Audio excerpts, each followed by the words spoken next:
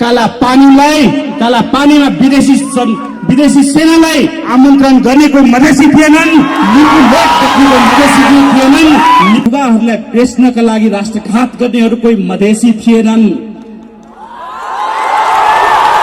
कतिले बुझ बचाएर सोधिराखेका छन् यहाँ रंगभेद कहाँ छ भनेर। कोशी सम्झौता गरेर कोशी बेच्ने कोही मधेसी थिएनन्।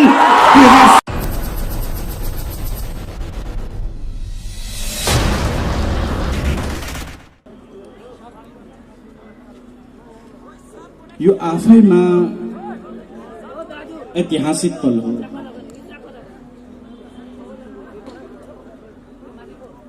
आफैमा अभूतपूर्व परिघटना हो।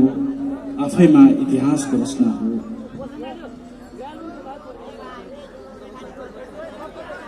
आज हामी यहाँ जम्मा भएका छौं, हातमा हात मिलाएर आएका छौं, कुममा कुम जोडेर आएका छौं, पाइलामा पाइला मिलाएर आएका छौं, नजिकबाट आएका छौं, टाढाबाट आएका छौं, गाउँबाट आएका छौं, शहरबाट आएका छौं, मेचीबाट आएका छौं, महाकालीबाट आएका छौं, बस चढेर आएका छौं, पैदल हिँडेर आएका छौं। तर हामी यहाँ आएका छौं एउटा उद्देश्य लिएर, एउटा अठोट लिएर, एउटा प्रण लिएर कि अब हामी रंगभेद स्वीकार गर्दैनौं।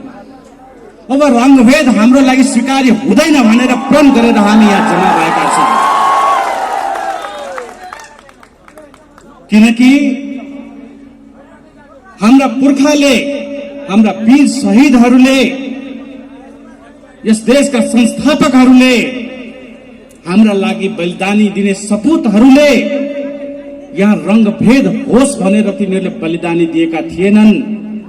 एउटा समुदायमाथि अर्को समुदायले विभेद गरोस् भनेर तिनीहरूले रगत बगाएका थिएनन्। एउटा समुदायले अर्को समुदायले हेपोस् भनेर तिनीहरूले कुनै त्याग गरेका थिएनन्। तिनीहरूको सपना यहाँ समानता कायम होस् भनेर थियो। तिनीहरूको सपना यहाँ समता कायम होस् भनेर थियो। तिनीहरूको सपना एउटा विभेद रहित समाज निर्माण होस् भनेर थियो। त्यही भएर हामी भन्न चाहन्छौं यहाँबाट रंगभेद अब हाम्रो लागि कदापि स्वीकार्य हुँदैन। अब रंगभेद विरुद्धमा हामी सबै एकजुट भएर यहाँ खडा भएका छौं र यही मञ्चबाट हामी त्यो कुरा आह्वान गरिराखेका छौं। आज यस मञ्चमा, यस भूमिमा, यस मैदानमा हामी यहाँ उभिराख्दाखेरि, जम्मा भइराख्दाखेरि कति जनाले बुझ पचाएर सोधिराखेका छन् नेपालमा रंगभेद कहाँ छ।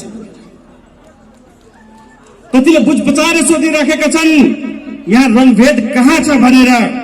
म उहाँहरूलाई भन्न चाहन्छु, तपाईहरू पहिला आफ्नो पूर्वाग्रहले भरिएको चस्मा खोलेर हेर्नुहोस्। अन्यथा तपाईहरूले यहाँ सोध्न सक्नुहुन्छ यहाँ प्रकाश कहाँ छ, यहाँ सूर्यको प्रकाश कहाँ छ, यहाँ हावा कहाँ छ, यहाँ बादल कहाँ छ, यहाँ आकाश कहाँ छ, त्यो पनि तपाईहरूले सोध्न सक्नुहुन्छ। त्यही भएर तपाईहरूले पहिला पूर्वाग्रहको चस्मा खोलेर हेर्नुहोस्। तपाई अज्ञानताको अन्धकारलाई चिरेर हेर्नुहोस्। तपाई ज्ञान चक्षुले हेर्नुहोस्, अनि मात्रै थाहा हुन्छ यहाँ रंगभेद पाइला पाइलामा छ भनेर। यहाँ रंगभेद कुन ठाउँमा छैन? यहाँ रंगभेद हरेक पाइला पाइलामा छ। जुन ठाउँमा, जुन भूमिमा ठेगो नै छ, मनु मखु मर्सिया ख भनेर, जुन ठाउँको ठेगो नै मनु मखु मर्सिया ख भनेर छ, त्यो ठाउँमा तपाईँ सोध्नुहुन्छ रंगभेद कहाँ छ? जुन गल्ली कुच्चीमा हिँड्दाखेरि अन्यको रंगभेदी गालीहरू दिन्छ, त्यो ठाउँमा तपाईँ सोध्नुहुन्छ रंगभेद कहाँ छ? जुन रत्न पार्कमा बाँकेबाट आएका राजेश चौधरीलाई पिटेर रंगभेदी कारणले मारिन्छ, त्यो ठाउँमा तपाईँ सोध्नुहुन्छ रंगभेद कहाँ छ भनेर। यहाँका गल्ली गल्लीमा जाँदाखेरि, कक्षा कक्षा कोठामा जाँदाखेरि, अफिसमा जाँदाखेरि, कुनै स्टोरमा जाँदाखेरि, पसलमा जाँदाखेरि, सेलुनमा जाँदाखेरि, कुनै ठाउँमा जाँदाखेरि अनेकौं रंगभेदी गाली दिन्छ, त्यो ठाउँमा तपाईँ सोध्नुहुन्छ रंगभेद कहाँ छ भनेर। यहाँ रंगभेद हरेक पाइला पाइलामा छ रंगभेद, हरेक ठाउँमा छ रंगभेद। यहाँ रत्न पार्कमा घाम तापेर बसेको छैन, रंगभेद रत्न पार्कमा डुलिराखेको छैन, रंगभेद दरबार मार्गमा डिस्को बारमा नाचिराखेको छैन, रंगभेद तपाईको मनभित्र छ, तपाईको मस्तिष्कमा छ, तपाईको मानसिकतामा छ, तपाईको संकीर्ण मानसिकतामा छ। रंगभेद हामीले त्यहाँ खोज्नुपर्छ।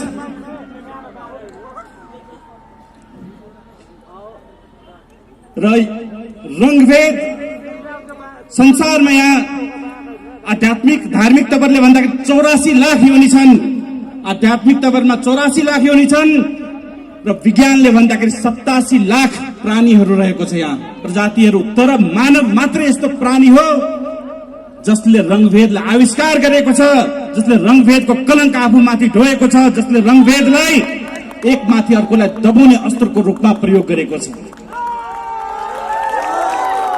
रंगभेद कुनै खेतमा उब्जिँदैन, रंगभेद आकाशबाट झरेको होइन, रंगभेद कुनै रुखमा फल्दैन।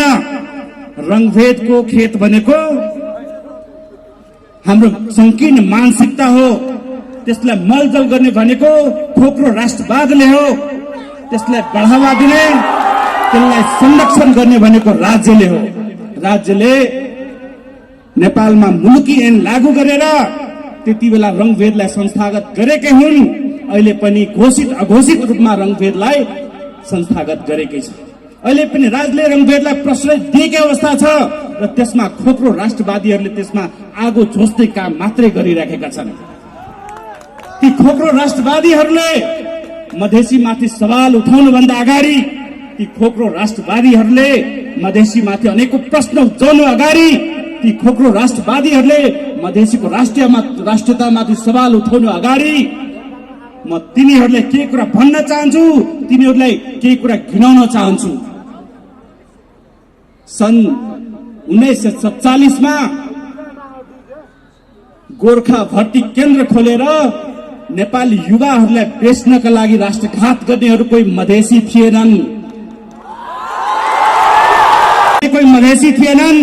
2008 सालमा नेपालको मन्त्री परिषद भित्र विदेशी राजदूतलाई बसाउने प्रयास गर्ने, त्यस्तो प्रावधान ल्याउने कोही मधेसी थिएनन्। विदेशी सेनालाई ललितपुरमा सैनिक क्याम्प खोल्न दिने कोही मधेसी थिएनन्। 2010 सालमा दार्चुलामा विदेशी सेनालाई बोलाएर किसानमाथि, नेपाली किसानमाथि दमन गराउने कोही मधेसी थिएनन्। सीमा क्षेत्रमा विदेशी सेनालाई बोलाएर तिनीहरूलाई क्याम्प खोल्न दिने कोही मधेसी थिएनन्। 2011 सालमा कोशी सम्झौता गरेर कोशी बेच्ने कोही मधेसी थिएनन्। गण्डकी सम्झौता गरेर गण्डकी बेच्ने कोही मधेसी थिएनन्। काला पानीमा विदेशी सेनालाई आमन्त्रण गर्ने कोही मधेसी थिएनन्। लिम्बू लेक बेच्ने कोही मधेसी थिएनन्। लिम्बू धारा बेच्ने कोही मधेसी थिएनन्। महाकाली बेच्ने मधेसी थिएनन्। टनकपुर बेच्ने मधेसी थिएनन्। 10,800 मेगावाटको कर्णाली चिसापानी एनरोन कम्पनीलाई बुझा, कर्णाली नदीलाई जीएमआर कम्पनीको जिम्मा लगाउने कोही मधेसी थिएनन्। र अरुण तेस्रोलाई सतलजको जिम्मा लगाउने, सतलजलाई बेच्ने कुनै मधेसी थिएनन्। यो कुरा राष्ट्रवादीहरूले, त्यो खोक्रो राष्ट्रवादीहरूले खोलेर सुने हुन्छ। राष्ट्रवादीहरूको, ती खोक्रो राष्ट्रवादीहरूको वृत्तान्त धेरै लामो छ। राष्ट्रवादी यहाँ मधेसीहरू छन्। मधेसीहरूलाई यहाँ सेनामा प्रतिबन्ध लगाए तापनि, प्रहरीमा प्रतिबन्ध लगाए तापनि बिना वर्दी सीमाना उभिएर सीमानाको रक्षा गरिराखेका छन्। देवनारायण यादव जस्ता सैकडौं लाखौं मधेसीहरू आफ्नो रगत बगाएर सीमाना रक्षा गरिराखेका छन्। तपाईँ सप्तरीको तिलाठीमा गएर हेर्नुहोस्, सुस्तामा गएर हेर्नुहोस्, सीमानामा उभिएका हजारौं सैकडौं जङ्गे पिलरलाई सोधेर हेर्नुहोस्। मधेसको राष्ट्रियताको प्रत्यक्ष साक्षी तिनीहरू बनेर बसेका छन्। तिनीहरूले खोक्रो राष्ट्रवादीले मधेसीको राष्ट्रियतामा मधेसीहरू राष्ट्रवादी मात्र होइन, निर्माता हुन्। मधेसीहरूले एकपछि अर्को राष्ट्र निर्माण गरेका छन्। राष्ट्रघात गर्नेहरू त तिनै खोक्रा राष्ट्रवादीहरू हुन्। यो नागदहको पानी बहाएर यहाँ बस्ती बसाउने पनि मधेसी नै हुन्। यहाँ भुक्तमानदेखि लिएर गोपालवंशी, महेशपालवंशी, लिच्छवी र मल्लले सभ्यता हुर्काएका हुन्।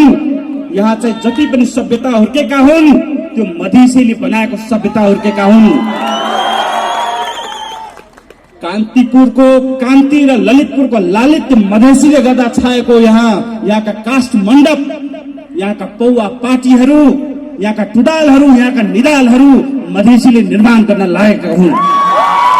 राष्ट्रवादीहरूले त्यो कुरा कहिले पनि बिर्सिनु हुँदैन। र प्राचीन कालमा मात्रै होइन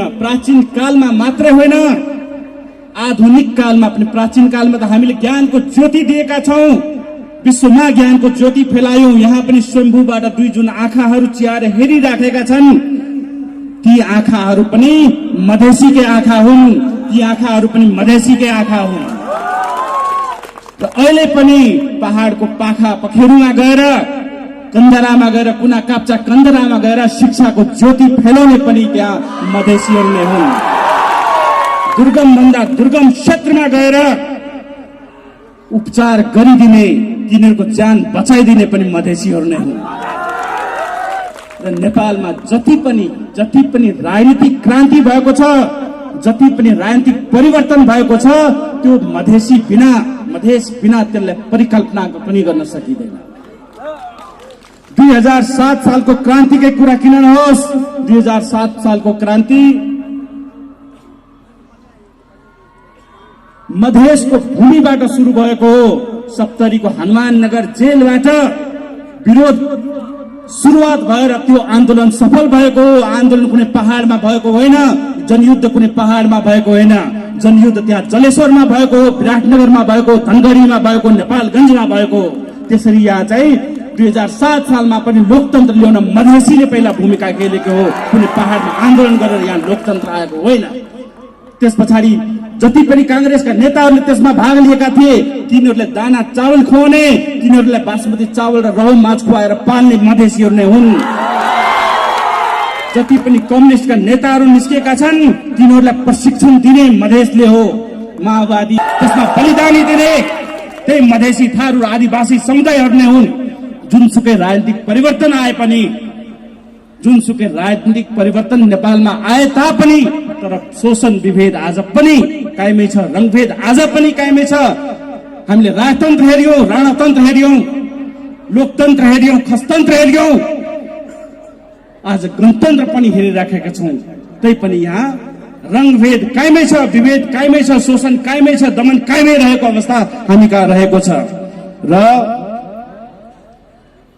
र हामी सोध्न चाहन्छौं यहाँबाट, आखिर यो दमन कहिलेसम्म, हामी माथिको यो विभेद कहिलेसम्म, हामी माथिको यो शोषण कहिलेसम्म, हामी माथिको यो रंगभेद आखिर कहिलेसम्म, हामी आप बनेर झरिराख्ने चाहिँ कहिलेसम्म, हामी त्यो सोध्न चाहन्छौं। हामी आप बनेर झरिराख्ने चाहिँ कहिलेसम्म, त्यो नेपाली समुदायलाई, यहाँको राज्यलाई, यहाँको प्रशासनलाई हामी सोध्न चाहन्छौं। हामी कुनै आँप होइनौं, हामी जीवित प्राणी हौ। आत्मसम्मान खोज्नु हाम्रो नैतिक दायित्व हो र हामी आत्मसम्मान खोजिराखेका छौं। र त्यो खोज्दा खोज्दै नै यहाँ काठमाडौँ उपत्यकासम्म हामी आइपुगेका छौं।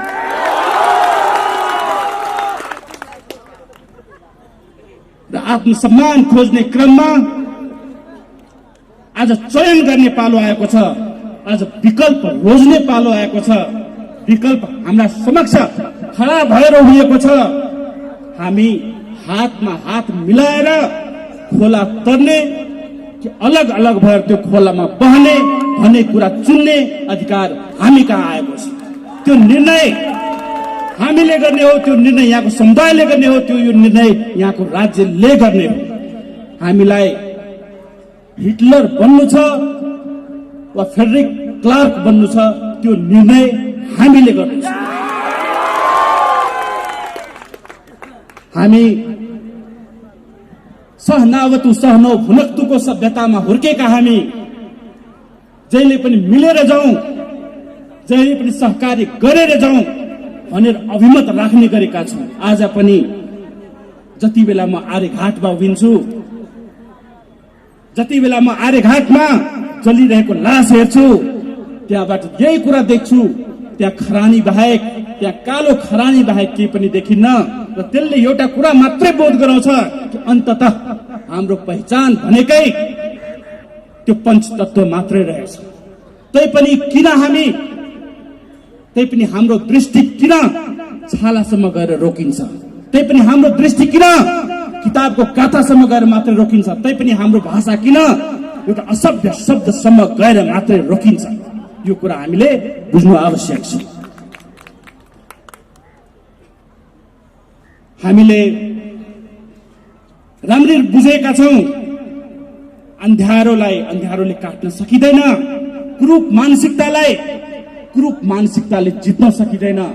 त्यही भएर हामी प्रेमले जितौं, सद्भावले जितौं, सहकार्यले जितौं र हामी एउटा विभेद रहित समाजको स्थापना गर्नका लागि जुटौं। र यही बोध राखेर नै विगतमा हामीमाथि जति पनि लाञ्छना लगाइए तापनि, जति कुरा भनिए तापनि हामीले चाहिँ जहिले पनि सद्भावकै बाटो रोज्यौं, अहिंसाकै बाटो रोज्यौं।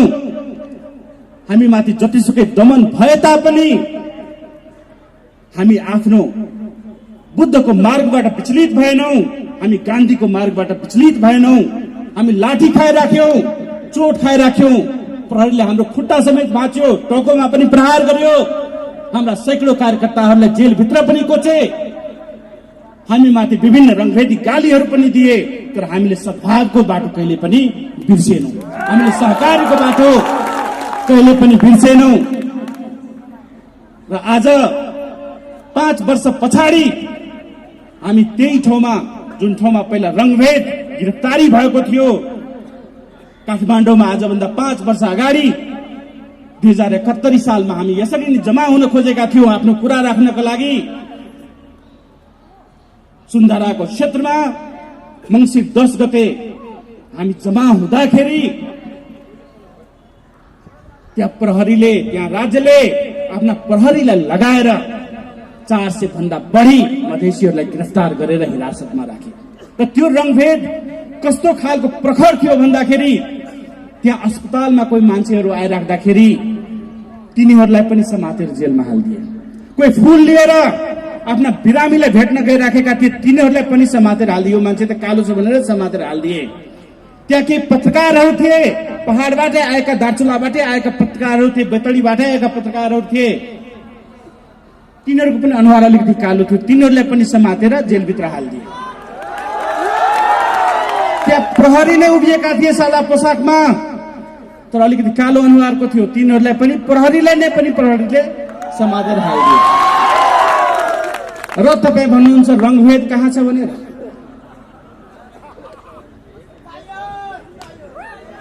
यो त्यही भूमि हो जहाँ गजेन्द्र नारायण सिंहले आम सभा गर्न खोज्दाखेरि इटा, सिसा र पत्थरले वर्षा गरिएको थियो। अनि तपाई सोध्नुहुन्छ रंगभेद कहाँ छ भनेर? यो त्यही भूमि हो जहाँ ऋतिक रोशनले केही बोल्यो भन्दैमा मधेसीहरूलाई घरबाट निस्कालेर सडकमा ल्याएर अनि पिटेको थियो। मधेसीहरूको नागरिकता खोसेर जलाइएको थियो, मधेसीहरूलाई पुलबाट फालिएको थियो, मधेसीहरू घरमा तालचाल लगाएर बस्न बाध्य भएका थिए, मधेसीका पसलहरूमा आगो लगाइएका थिए। अनि तपाई सोध्नुहुन्छ रंगभेद कहाँ छ? यो त्यही भूमि हो जहाँ इराकमा केही मान्छे मारिँदाखेरि यहाँ मस्जिदमा आगो लगाइएको थियो, यहाँ पसलमा आगो लगाइएको थियो, मधेसीहरूको पसल खोजी आगो लगाइएको थियो, मधेसीहरूलाई घरबाट डेराबाट थुतेर निकालेर पिटिएको थियो। अनि तपाई सोध्नुहुन्छ रंगभेद कहाँ छ भनेर? रंगभेद यहाँ पाइला पछि छ। तैपनि साथीहरूले कहिलेकाहीँ सोध्छन् तपाईले यो पटक रंगभेद विरोध दिवस मनाएर गर्न खोज्नु भएको के? तपाईले खोजेको के? हरेक वर्ष यो गिरफ्तारी दिएर तपाईले खोजेको के? हरेक वर्ष यो रंगभेदी दिवस मनाएर तपाईले खोजेको के?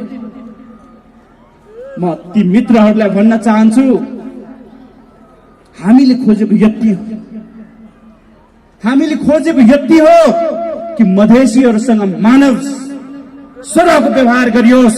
हामीले खोजेको यति हो, मधेसीहरूलाई, थारूहरूलाई, आदिवासीहरूलाई, जनजातिहरूलाई मानवको श्रृंखलामा राखियोस्, मानव सरह व्यवहार गरियोस्। हामीले खोजेको त्यति हो। हामीले खोजेको यति हो कि मधेसीहरू, आदिवासीहरू, थारूहरू हिजो बसमा, भोलि बसमा आउँदाखेरि उनीहरूलाई रंगभेदी गाली नदियोस्। हामीले खोजेको यति हो। हामीले खोजेको यति हो कि हाम्रा सन्तानहरू काठमाडौँका गल्लीहरूमा हिँड्दाखेरि उनीहरूलाई कुनै रंगभेदी गाली नदियोस्। हामीले खोजेको त्यति हो। हाम्रा सन्तानहरू काठमाडौँको कलेजहरूमा, काठमाडौँको कक्षा रुममा, कक्षा कोठामा बस्दाखेरि तिनीहरूसँग दुर्व्यवहार नहोस्। हामीले खोजेको त्यति हो। धोती लगाएको मान्छे असनदेखि कमलादीसम्म जाँदाखेरि उसको धोती नफुस्काइयोस्। हामीले खोजेको त्यति हो। हामीले खोजेको त्यति हो कि यहाँका तरकारीवालाहरूको तरकारी कसैले अभद्र तरिकाले नफालोस्। हामीले खोजेको त्यति हो कि यहाँका सैलुनहरूमा कुनै पनि अभद्र गाली नगरियोस्।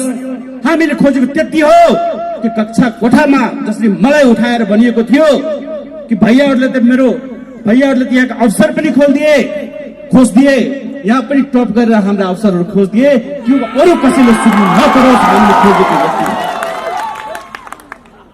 हामीले खोजेको त्यति हो। हामीले खोजेको त्यति हो कि हाम्रा आत्मसम्मानलाई कुनै सेना र प्रहरीको बुटले नकुल्चियोस्। हामीले खोजेको त्यति हो। हामीले खोजेको त्यति हो।